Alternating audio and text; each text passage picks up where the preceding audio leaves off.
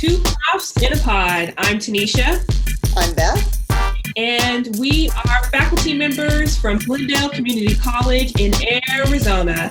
And we are so excited to be here today. Thank you so much for joining us. Thank you so much for listening, where we're actually going to be interviewing someone very special to us. So we're really excited today. And also you might notice maybe you can tell from the sound, we are recording via Zoom today because of we're in the middle of a pandemic.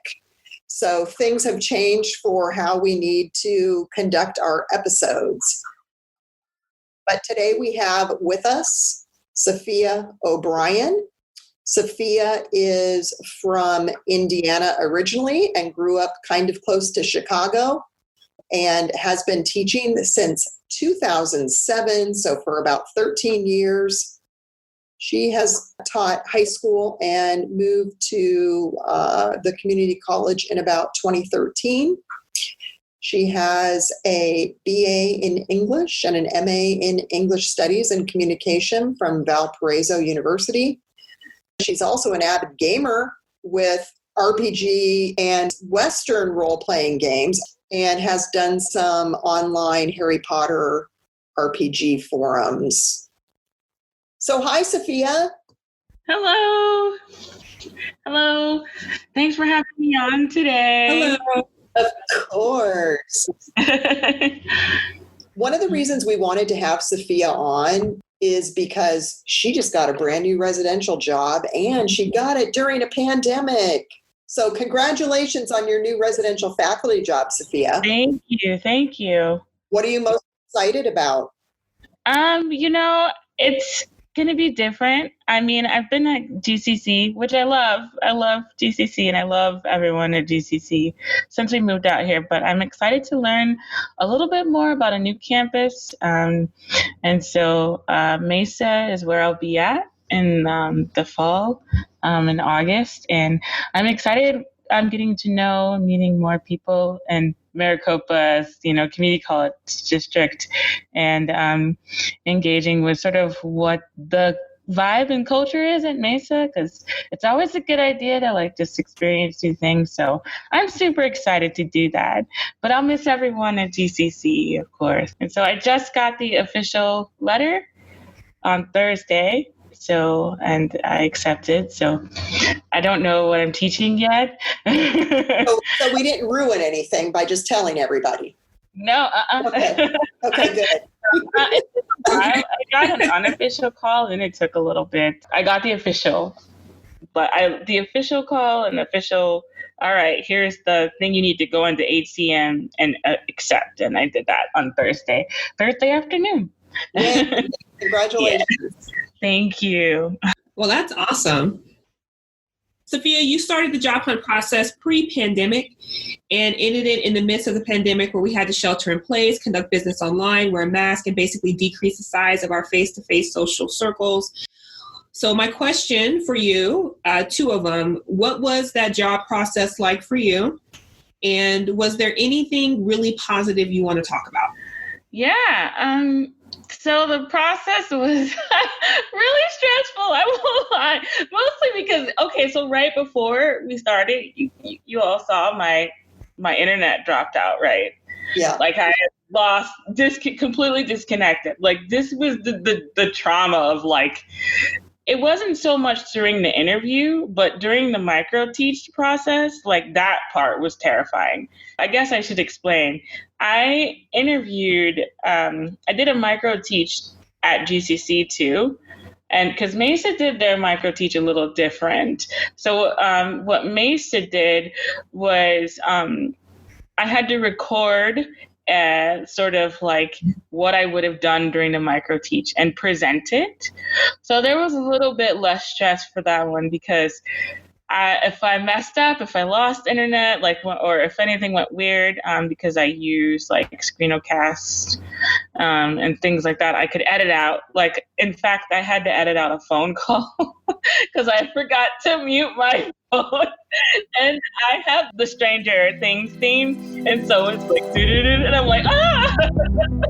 So there's this chop in the middle of it of me editing out that phone call, it was my aunt, and I'm like, I can't talk right now. So that was different. In GCC, I had to do the micro teach via Zoom, which was also great, but a little stressful because I was afraid that the internet was going to go wrong. So that process was just the internet stuff was stressful. But I will say the positive experiences is just like different conversations that I got to have with two different really great institutions. Like I did make it to the final round, I guess. I got to talk with Dr. Terry and Scott and David, and it was just a really fun, great conversation. And I was, really happy just to have made it that far. And it was just really positive having a conversation with all three of them. And then at Mesa, that interview was more stressful because I didn't know anyone in that interview. And it was there was a lot of people in that one, in their administrative the three faculty members and then like 2 or 3 administration members. And that was a little stressful, but it was still great to just get to talking and, talking about, things that we were wanting to do and what we were interested in. And so that was exciting and both really positive in different ways. So that's awesome. I don't know if that was too rambling. No, not at all. I mean, you bring up some good points, and I think things that people need to consider now, especially in the times that we're living in. For example, the stress of not only doing the interview, but also how is my technology going to hold up? Yeah. What could happen? Do I have a plan if something happens? Like that's very stressful. Yeah, I had to keep the phone. I kept the phone by me just in case I needed to call in really quickly. And then the other thing is I practiced with 2 friends. Shout out to Karen and Renee. I practiced with them a lot with my micro teach for GCC and with interviews, but I practiced via Google Meet, right? So when we did the Zoom for GCC, there was a moment where, I had to put a link into the chat because it had to treat it like it was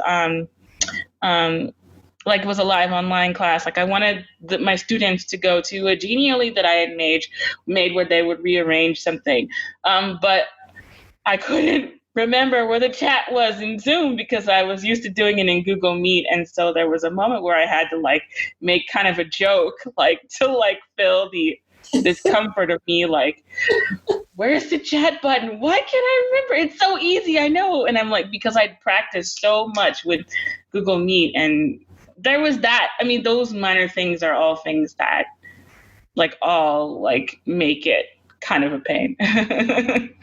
Yeah. I mean, I think too, you're also kind of picking up things that our students have experienced, right, in this last semester, where even they're having technology issues, and maybe not in an interview, but maybe if they're having to be in a class that's synchronous or something like that, and their internet goes out or they lose a connection temporarily, that can be kind of stressful, and maybe they're worried about being counted absent or something like that. So I think that unfortunately the stress you had kind of demonstrates for our audience and everybody else that like, this happens to everybody. Yeah, for sure. Well, I was going to say, it kind of brings us to our next question, which I wanted to ask you because it's something that I've been contemplating adding, like when you consider making your syllabus for this fall, are you thinking of putting any kind of pandemic type statement in your syllabus, and if so, are you simply trying to acknowledge the pandemic? Are you, creating any kind of policy surrounding that? Like, what are your thoughts about that so far? So what I did since I taught a summer class, I didn't put a specific worded statement. I did talk about it in the video that I made when I welcomed everyone to the class. And I think in the fall, I will definitely do that. put a definitive statement. And I feel like I wish I'd done that in the summer. I ended up having 4 students who came down with COVID towards the end. I tried to be really flexible, to work with them because they were students who were working really hard and things like that. And I want to specifically address that, let them know that you can make up work, or if we get to like the end of the semester and you've done like 95% of the work and you get sick, we can figure out a way to make sure that you don't, all of those different things to address how the different situations that crop up. I also had students who, were working. One of my students got promoted during the summer. And so she did take on a lot of hours because she's working in the healthcare field. And then I had a student who was taking care of a sick family member. And then, so all of those different, like, I feel like I want people to understand that, it's really hard, like, to be a student when you're working and then you're caring for family members and then you're trying to do these classes, and then maybe you didn't sign up for an online class normally, but you have to now because there's nothing else you can do. So all of those things like are one giant sort of stressor, and so to be flexible and empathetic with students. And I think I definitely want to put that specifically in my statement as a policy and my syllabus versus something that I talked about with my students via, sort of like the video I made, because I did talk about those things. In the spring, I had a student who had become the breadwinner for her family after all of her family members were laid off. Her mom and dad, she was the only one working. And that meant that her ability to take part in the class was increasingly diminished. And so learning about being flexible, I mean, you certainly want to be like, you want to keep the coursework, college level, but you also want to be mindful of what students are going through. And that's really important. And I think that's something that is really helpful for our listeners to hear, because we do have to consider these things. We have to consider how times have changed. So the policies that we had in the past definitely need to, I believe, be a little bit more flexible and adaptable to where our students are right now. I agree. So this brings us to our next question. So it sounds like from what you mentioned, one way you're going to be preparing for the semester is making sure you have something in your syllabus pertaining to, like, for example, or acknowledgement of the pandemic. So my question to you is, what are other ways you're actually preparing for the upcoming semester? So one of the also ways I'm thinking of trying to find different ways to have students work on assignments. How can we bring culturally sustaining pedagogies in an online environment? Keeping mindful of also, you can't say go to this place because it may not be safe, or it may not be open for students to go and visit certain places or do certain things. And so I'm trying to be mindful of how do I get students to share their experiences in a way that is helpful in an English class, but also supportive of those unique perspectives that they have, and one that they can share and bring to the course. So that's number one. And then finding a balance between using technology, where like I like to use a lot of like fun things in the classroom. Like for my one-on-one students in the past, I've had them do a podcast, or I've had them do a video essay. And before, I never really worried too much about, well, at the very least, they could use the resources on campus, things like that. Now I have to be mindful of when I create those assignments, how much work is it going to be for them to get to campus, right? Because taking the bus, things like that, those are all risks now. And then where do they they have access to some of the programs that they need to work on these? They may not have them at home. Students may be working on the classroom on their phone, things like that. So they may not have a computer or things to consider when designing course work around those different parameters. Yeah. I don't know. That's a good answer. It really is. And I can't help but think that, that I don't know, when the worst of the pandemic is over, that our teaching, will have changed, right? That some of these things that we're doing, where you're making all these considerations, we should be making those considerations all the time. Yeah, right? For sure. And so, I think that's great.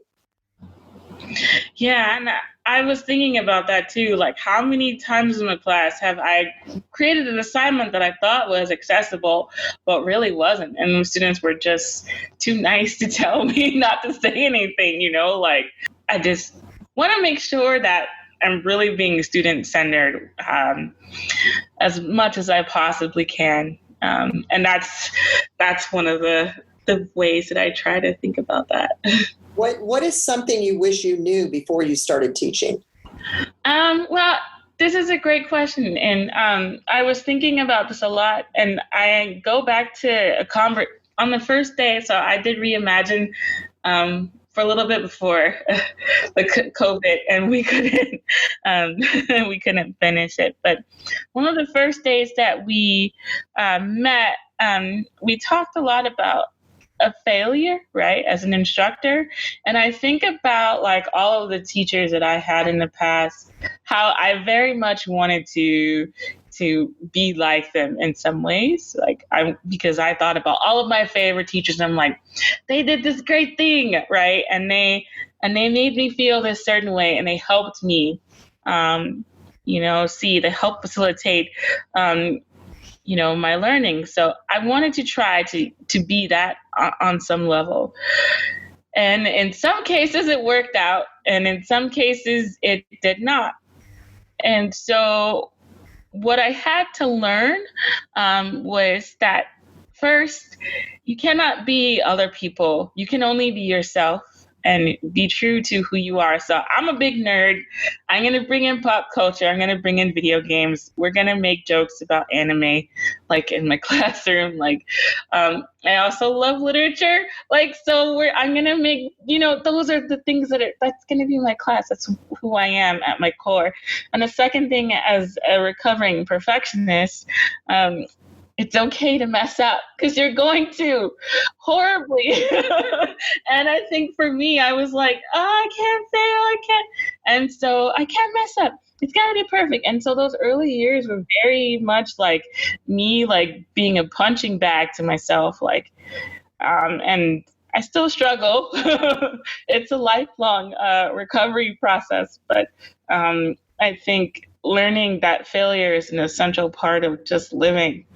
You're going to mess up, and you're going to mess up as a teacher. But I think the key is don't let it get you down too much, and try to learn from that mistake and do better, next time. And so that's something I wish I'd understood when I started teaching. I don't think that all our listeners know what Reimagine is at Glendale Community College. Would you mind just kind of briefly describing what that program is?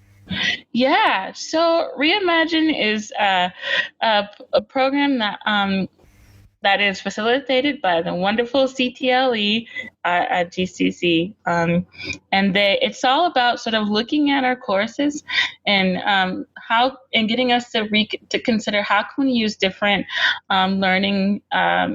learning strategies and things like that to reimagine or redesign or reinvigorate our course, to look at different perspectives, different types of styles, from problem-based learning, thanks Tenisha for that unit, to project-based learning, to learning communities, all of those different types and ways that we can change and also just bring new vision to our course.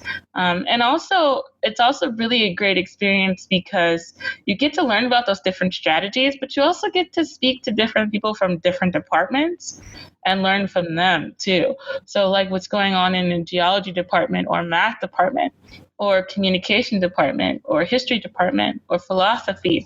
And so I got to talk to different faculty and just get to understand, what their disciplines are, doing and what they're doing in the classroom and ways we can either collaborate or learn or share with and from each other. It was a really, really cool. So if you're thinking about it, you should definitely do it when it comes back. And if you're an adjunct, I'll say, don't be afraid to do it as an adjunct. You should. Try to be a part of the cohort. And if you're worried about the workload and things like that, I didn't know when I signed up for it. I signed up because I wanted to do it. I wanted to, learn new things, but there is compensation for it too. And so I feel like I know that may help people who are on the fence because they feel like, I can't give up a class to do this. Well, there's compensation for it. So I know a lot of times adjuncts are, as an adjunct myself, as a, I guess, former adjunct, I think that I would encourage you to do it, to try it. It can be really helpful. All right. Thanks for explaining that for our listeners and even doing a little sales pitch there. Yeah. Sorry. I really did love it. So that's why I think that's great. And, maybe Tenisha and I can do an episode one time just on Reimagine and what's kind of happening with that, because there's a lot of ways for people to be involved. Mm-hmm. And it's great that, it's open to adjuncts and residential faculty. Yeah. So that's awesome. Okay. I'm going to take this in a little bit different direction right now.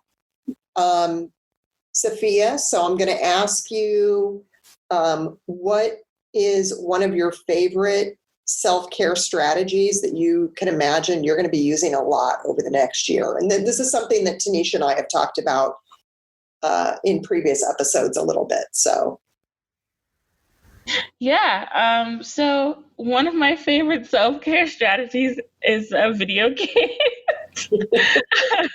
And for me, like I get really relaxed playing video games. It's a calming thing for me. In the school year, I have to cut back on how much I play because I don't have time. And I'll have less time. But I want to be sure to make some space for that because I'm an introvert, and I mean, it's been a little bit of an adjustment, even for me, to be sort of at home a lot. Even though I tend toward, I'm at my house, I need to gather my energy. Like for me, even a way to do that is for me to do a task. And so I actually shared a article, I believe it was from Forbes back during right when we first got the stay-at-home order, about how playing games was good for you because even if you were at home and you were working and then you were done with your work, playing a game helped you felt like you were doing something because it was like a task that you could check off on your list. And so there was a psychological reason why it's good for you. So that's one of my first self-care things is to continue playing the games that I love. It gives me social stuff. But if I don't want to be social, I don't have to. So I just go craft or something in my character's apartment and it gives me a task to do. The second thing is not be afraid to eat the dessert when I want the dessert. I sometimes can be like, don't eat the dessert, Safiya, but no, eat the dessert when I feel stressed. Man, I think that's a great strategy. Eat the dessert. Have dessert. Have those chocolate. I remember talking with someone a while ago. One thing I never understood was why people just say, "No, I'll pass on dessert." I'm like, why? Why pass on dessert? Dessert is one of the chocolate muffins are one of the best parts of, it could be the best part of your day, right? Like honestly, and I don't think it could, and I don't think it could just be a strategy. Yeah. I think it could also be like a piece of advice. If like someone asked me, hey, you like, what piece of advice that you give for me? I would say eat dessert. Yeah. Treat yourself and eat dessert. You have the opportunity, which actually helps me to segue into our next question, which is if you could get advice from any fictional or non-fictional person on teaching, who would you want the advice from? Okay, I got two. One of my faves, Yoda. Who's my fictional? I love Yoda. I would totally want advice from Yoda. He's the man, and in the sense that he knows, he's wise. And I would, want to listen to someone so wise who's lived so long. You know what I mean? Like, he's had such a long life, so that experience. So I would pick Yoda. Yeah. And having to teach so many Jedi, Luke Skywalker, like, definitely Yoda. A second choice would be Toni Morrison, who passed away. But I love her.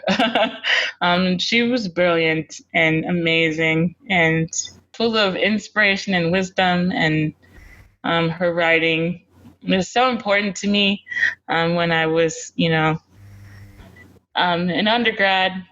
So I would definitely choose her, and she taught for a while, so I would want to hear her teaching experience.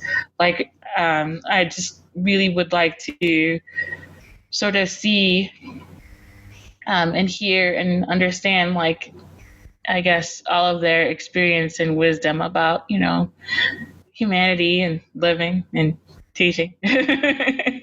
Yeah, those were my big two. And I heard you mention two things with the characters, which is wisdom. Mm-hmm. The importance of wisdom. I would hope whoever you seek advice from, fictional or non-fictional, would have a little bit of wisdom to them, help you out, right? Yeah. And absolutely, that's awesome. Thank you. Mm-hmm. So you mentioned getting advice from Yoda and Toni Morrison. So my next question for you is, do you have any advice for anyone who is on a path similar to yours? Mm-hmm. Yeah. So if you're looking to maybe, become full-time or become residential or anything, like you want to make a change, I would say don't be afraid to ask people for help, advice, things like that. So that's my first set of advice. I had people offer in the past, and then I was like, well, I don't want to be a bother, right? I don't want to bother people, you know what I mean? And what I found, though, is that I wasn't bothering them. They wouldn't have offered if they didn't want to help me. And the second is that people want to see you succeed. They want to help you attain your goal. So if you don't be afraid to ask for help, if that means reaching out to other faculty, like residential faculty in your department, that you have rapport with, don't be afraid to do that. My second thing is, or go to the CTLE. I would not have made it as far without Polly. Polly helped me in more ways than I can possibly express. I am so grateful to her for all of her advice, her feedback, and her help.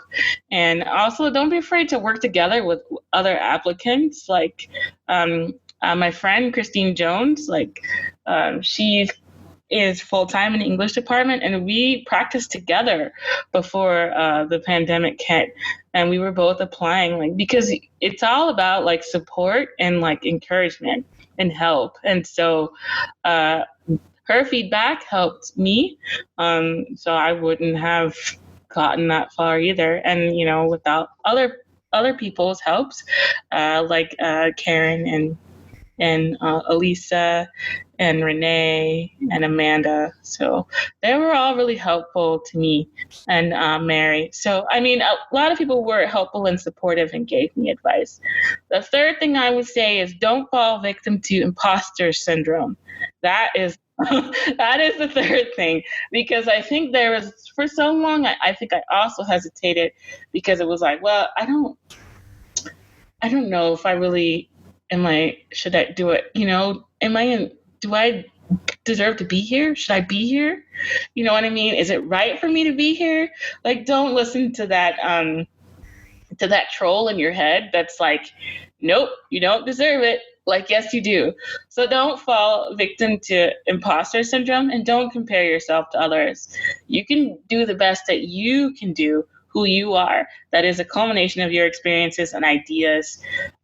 So don't listen to that troll that tries to disparage you or, sort of tries to compare you to others. You're your own person. And those are my three things I would say. Yeah, that's awesome. Thank you. That is brilliant advice. I mean, if anybody walks away today with anything, just that advice is great. And Tenisha and I have talked about imposter syndrome. We did a whole episode on it. Yeah, I heard it. Okay, all right. Yeah, I did. I've and other podcasters have done episodes on imposter syndrome too. So yeah, I mean, just such good advice. And I really like the advice of working with other people who are applying. I mean, I like to think we have a little bit of a tight-knit group of adjuncts at GCC, and that the adjuncts and residential faculty even work really well together. So I'm glad to hear that you and Christine work together. And I know that all the applicants were wishing each other well. Yes. That's yeah. That makes me happy. Yes, I was very happy for, Lisa and Christine. And I was very happy for anyone that made it. I was rooting for, all of, my colleagues, because I want everyone to attain their goals, So working together was Polly's idea. Yeah. And I was like, yeah, let's do it. And Christine was like, yeah, let's do it. So I would really encourage that. It helps you put things in perspective, and it was just nice to have that support, to know that you weren't alone going through it, so yeah.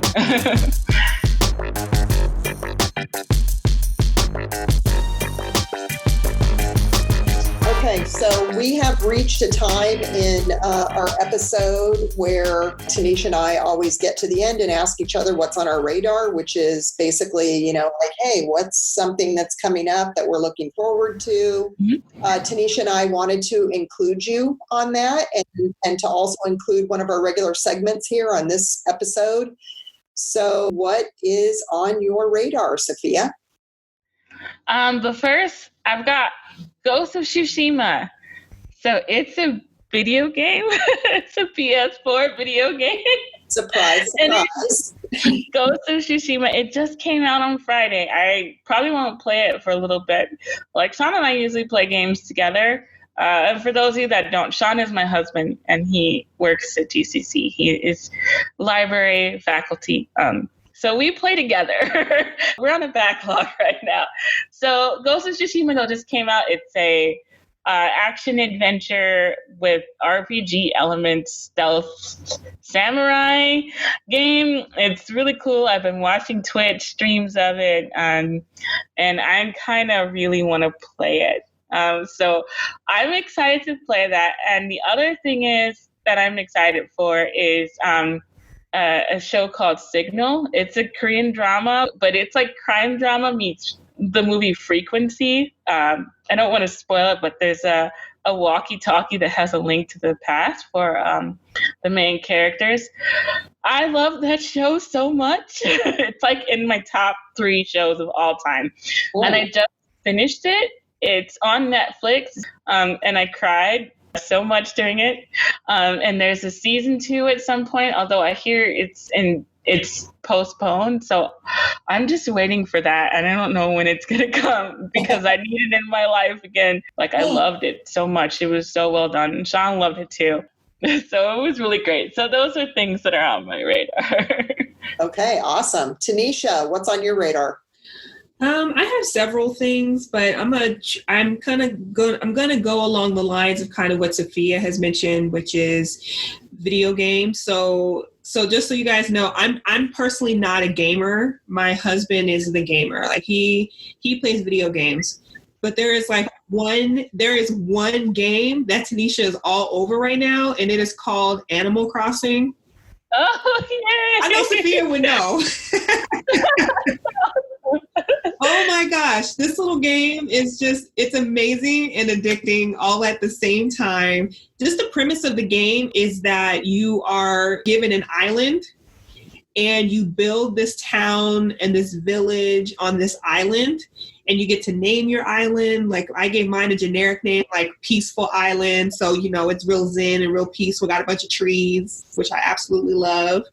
And awesome. It's really cool because you, for the most part, have the opportunity to not only build your village, but you also have the opportunity to go visit other people's islands as well, which is really cool. It's like what Safiya mentioned earlier. I think it was the Forbes article which talked about how video games are very helpful because it's like you're working on a task, which is very true because every time I jump into this game, I have so many different tasks. Like, one of them is go pick oranges from a tree. I love Animal Crossing.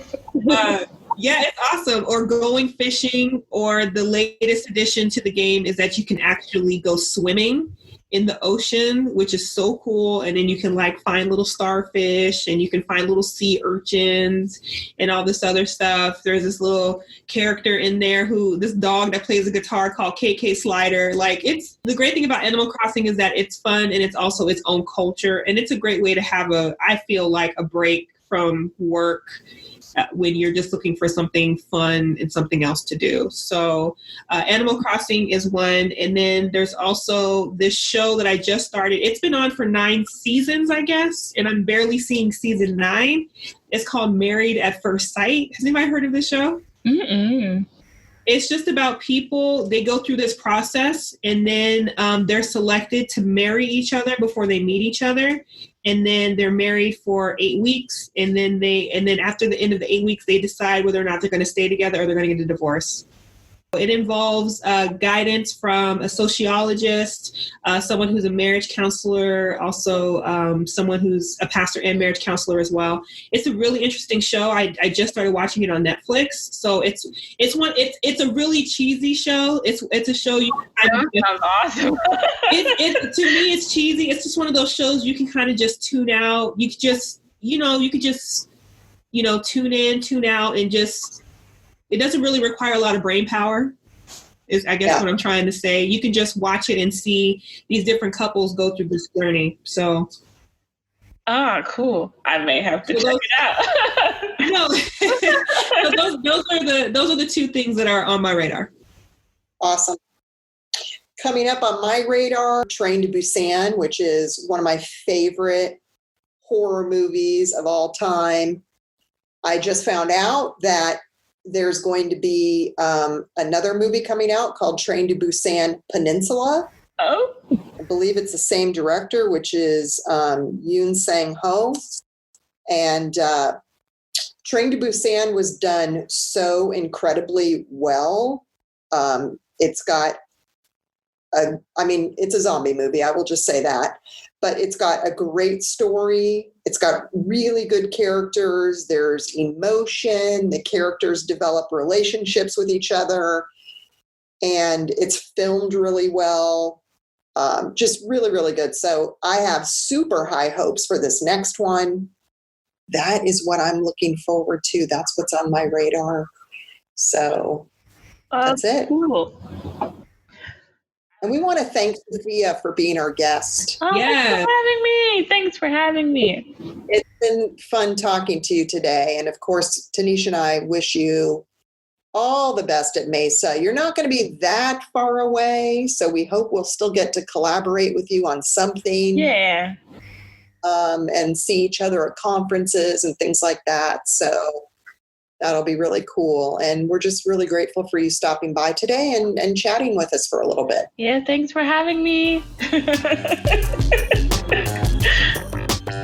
Well, thank you so much. And thank you to our listeners. Thank you so much for joining us on Two Profs in the Pod. And we're looking forward to having you join us on our next episode. Enjoy yourselves, your time, and your day.